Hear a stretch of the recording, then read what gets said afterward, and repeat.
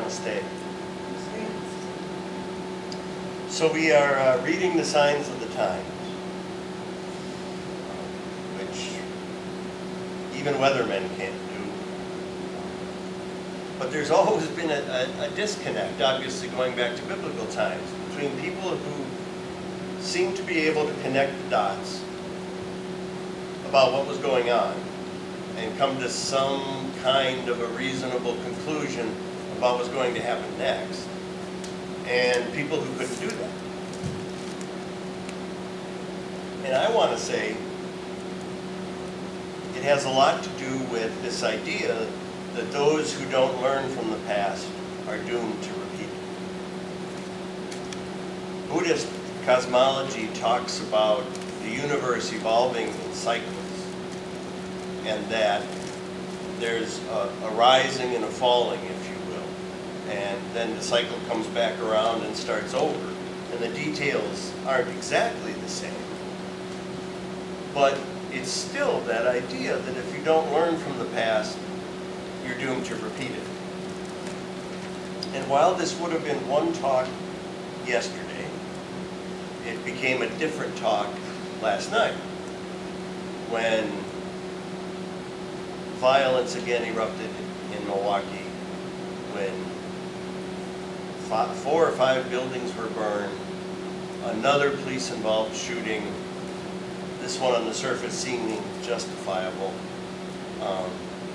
and a whole lot of people not able to read the signs of the time.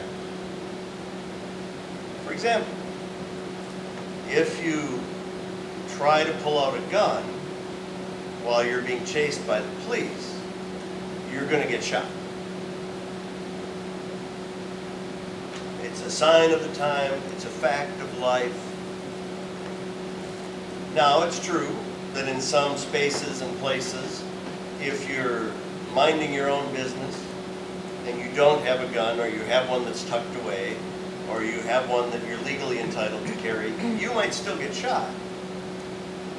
But it still doesn't change that you're pretty much guaranteed to get shot if you pull out a gun around a police officer.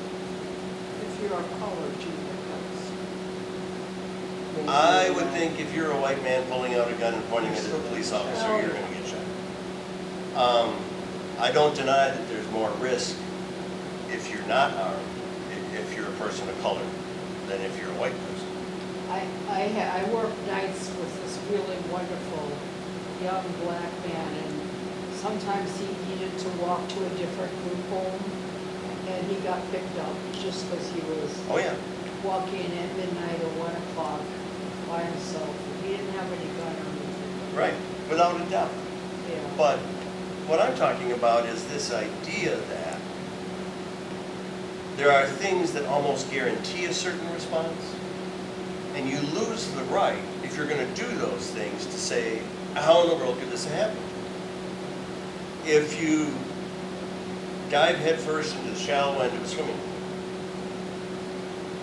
you're going to get hurt. And you don't get the right to say, how in the world could this have happened?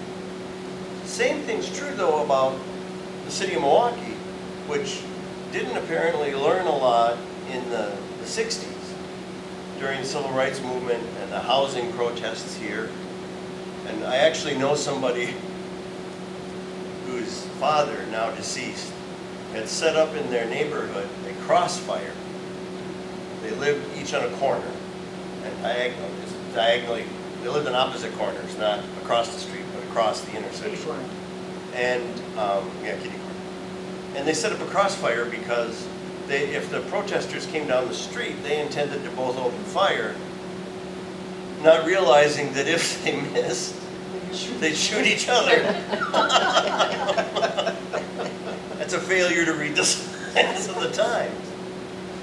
But it's also a failure to read the signs of the times that the truth is, if people are economically disadvantaged and economically locked out, and if enough things happen, like what you were talking about, that people are going to become angry. And when you couple anger with a feeling of not having the power and or the ability to change the situation, that comes out sideways. And people say, why would you burn down 4 or 5 buildings in your own neighborhood? Well, one of them was a bank, so I think most of us could see why you do that. But the other 4.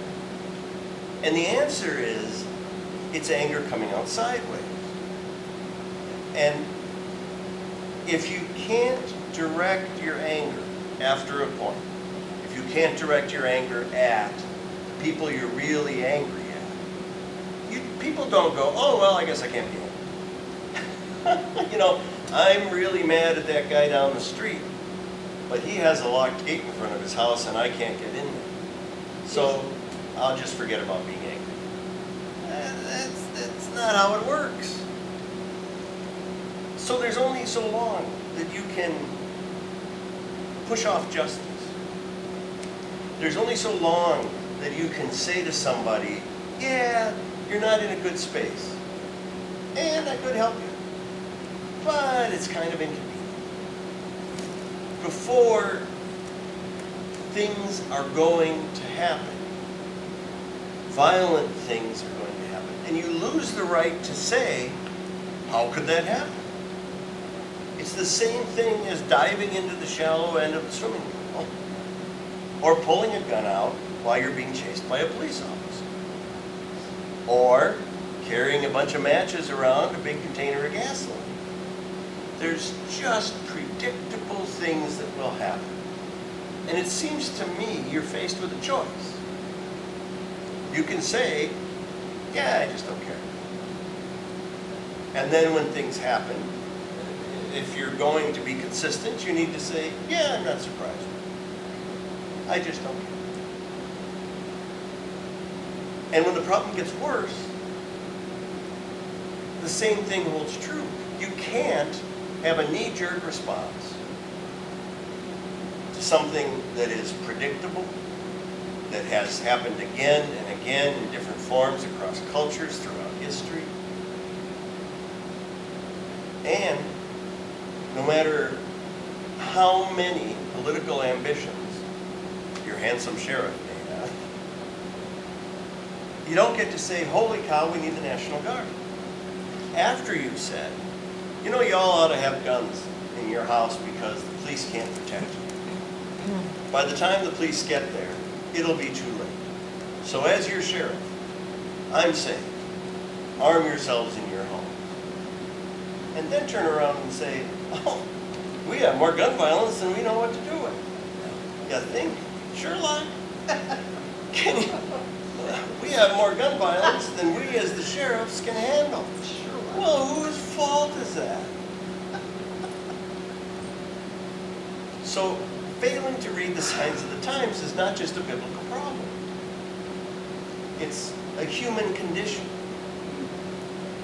Some of it is probably rooted in the fact that it's much easier to cope if we take the most positive, optimistic angle on anything. If we engage in a certain amount of denial about the things that are different and what our role in, if not bringing them about, causing them to continue might be. But we have to ask ourselves, are we tired of it yet? And I'd like to believe, although there's very little evidence to suggest this is true, that at some point we do get tired of it. Now, some things we can point to. We got tired enough of children dying in oppressive factories at the time of the Industrial Revolution that we finally passed child labor laws. So that's an instance. However, it didn't happen overnight and it didn't happen without a struggle. You would think we got tired enough of unequal opportunity in housing that we would have changed it. We passed some laws, but you can't live in Milwaukee without looking at the reality that we didn't exactly pay attention to.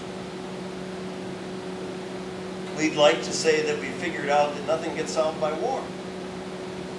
But we don't seem to get tired of waging war. We don't seem to get tired of having an economy that's dependent upon war. And so when is enough enough?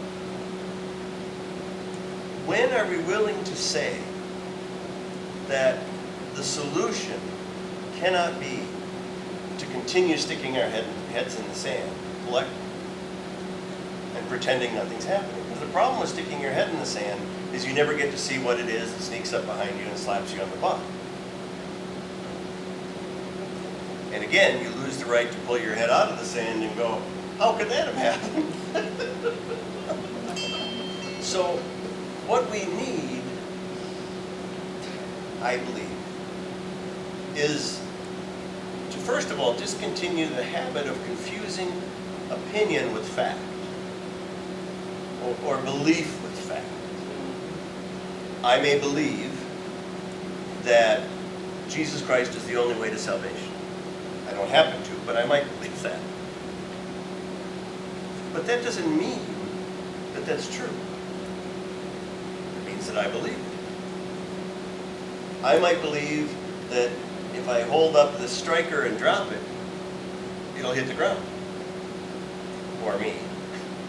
And if I do it enough times and it consistently does that, okay, that's pretty reasonable now to say this is now a fact and not just my opinion. We have a political climate that right now is exploiting belief over fact. It has been for a long time. We have news that came out that Nixon, in fact, was a traitor in that he undermined peace negotiations in South Vietnam prior to his election, which would be treason during a time of war. And we still have people in light of that who want to believe and trust any politician 100%. St. Bruce of Springsteen said,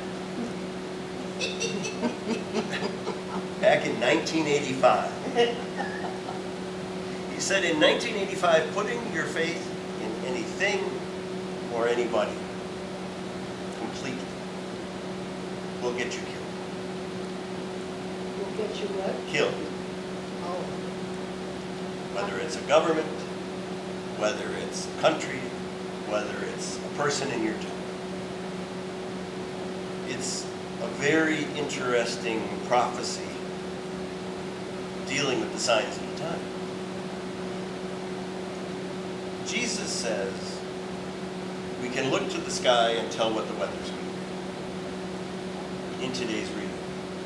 The Buddha talks about Maitreya Buddha, who is the future Buddha, the big Buddha to come, if you will. The Buddhist version, sort of the Christian idea of a second coming of Christ. Every religion believes that somebody's going to come and clean it all up for us. St. Bruce of Springsteen says no, and I agree with him. We have to move from this place where we believe that somebody's going to come from the outside. Whether it's a very handsome sheriff, a governor who isn't, or a legislature, or a president, or Superman, or Batman, or the Flash, or anybody else. Nobody is going to come fix it for us. Notice Jesus doesn't say, you can't read the signs of the times, I guess I'm going to have to fix it for you. No, he says, read the signs of the time. The problem with that is that it compels you to make the changes you need to make. It takes away the excuse that says, shit, I don't know what to do.